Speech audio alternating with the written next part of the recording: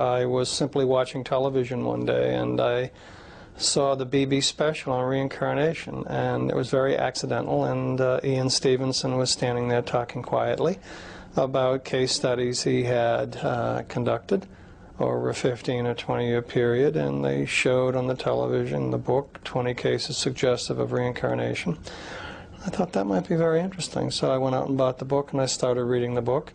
And one of the things you'll find that when you read the case studies, rather than talk about what they are without reading them closely, there's a kind of force to the case studies that is really enticing, enthralling. And what I did is I read them all the way through, and I put down the book and I said, well, now this must be wrong. And and I started reading. So I began reading it, and the more I read, the more I realized that this was important, and it was good research, empirical research, and that it rendered it a scientific question, and that I couldn't think of any alternative explanation as plausible for the data as that some people reincarnate. As a matter of fact, some people have said, after reading the data in the past 10 years, some people have said, look, maybe it's not unreasonable to believe that some people reincarnate. And Stevenson says that. It's certainly not unreasonable to believe, because this is the best fit on the data. My reaction is stronger. My claim was that, in the book, that it's irrational to disbelieve it.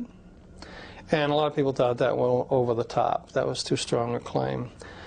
I meant it in a very simple way, that if you have a very commanding argument that you can't refute, not to accept the argument is to act irrationally. That's what I'm saying, that there's a very strong argument here that has not been refuted and cannot be refuted by my lights. Not cannot, but has not been refuted. And it's irrational not to accept it, and the conclusion of that is some people reincarnate. Meaning, by implication, that human beings are more than their bodies, that human personality in the end is not reducible to a statement about biochemical states, brain states, biological properties produced by brain states, or anything like that. Well, what follows is that human personality, as we know it, cannot be adequately understood in terms of classical standard psychology, which works on a purely materialistic basis. In other words, to explain human behavior, why people do what they do, on a purely materialistic model, which we typically do, will leave important things out. Because if human beings are more than their bodies, and their minds are causally relevant in producing their behaviors, and the minds are not simply brains, then to explain the behavior you have to appeal to causes that are quite unlike anything people in standard psychology talk about. So one of the implications of this would be that there's something wrong with psychology as we know it on a purely physicalistic model, that it will not be able to succeed in explaining these kinds of cases, and probably not a number of others.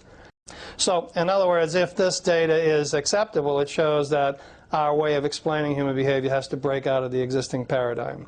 It also suggests that there's some incredible mysteries here about human nature that we can't begin to fathom.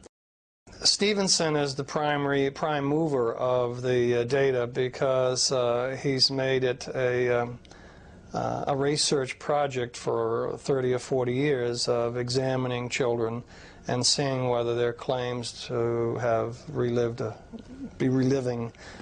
to have reincarnated are actually substantial. His work is revolutionary in that he's the first one to take children seriously, asking, what would it take to show that what they're saying is true.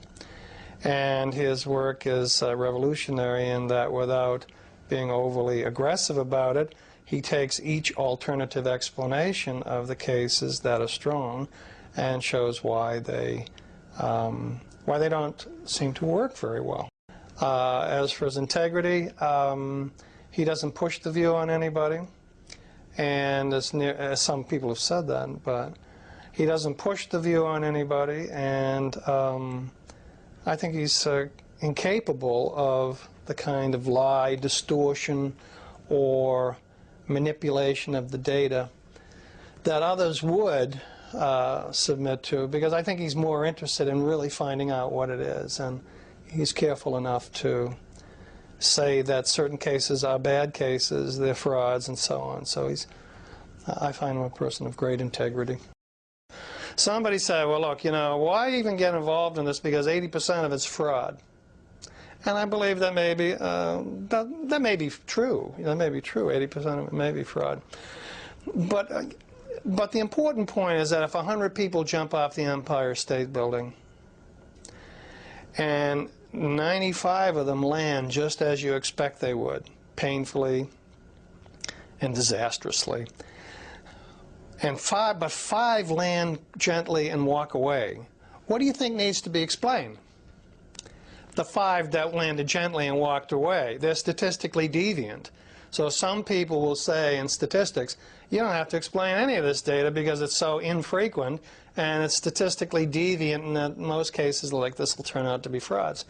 But when you take the clear cases and the hard cases, you can't explain those away by saying they're like the other ones, because you take them because they're very much unlike the other ones that were wrong. You know?